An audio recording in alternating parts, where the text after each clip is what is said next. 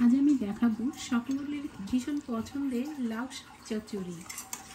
খুব সিম্পল আর সহজভাবে রান্না করব, কিন্তু ডিলিশিয়াস হবে খেতে। কীভাবে তৈরি করব দেখে নেওয়া যাক আমার আজকের ভিডিওটা।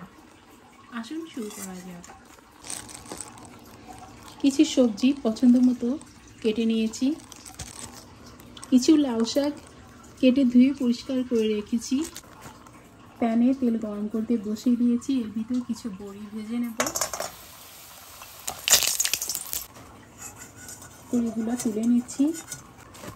এবার ওই তেলের ভিতর কিছু শুকনো মরিচ, মশলা ভাজার সুগন্ধ বের হলে সবজিগুলো দিয়ে দেব।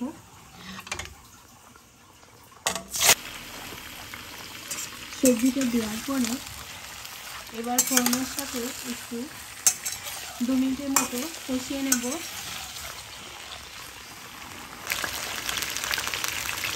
এবার হলুদ, লবণ, শুকনো মরিচের গুঁড়ো দিয়ে এবার একটুখানি ভেজে নিচ্ছি।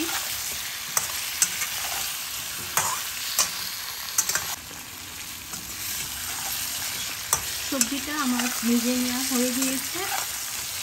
এবার শাকটা দিয়ে দেব। এবার শাকটা দিয়ে নাড়িয়ে চাটিয়ে ঢেকে দেব।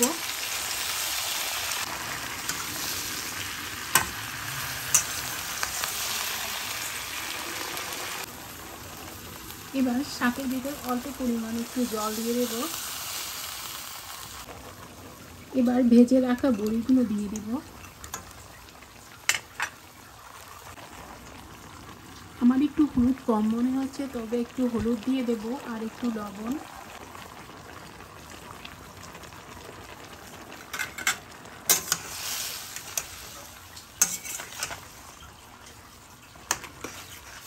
এবার ঢাকা দিয়ে দেব। বড়িগুলো সিদ্ধ হবে সবজির সাথে।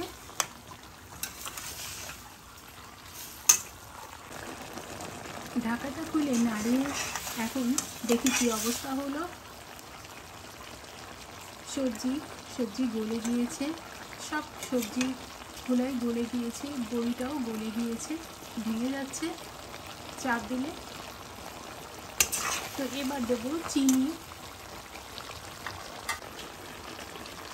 এবার 1 চামচের মতো চিনি দিলাম। এবার একটু খুব ভালোভাবে মিশিয়ে দিচ্ছি।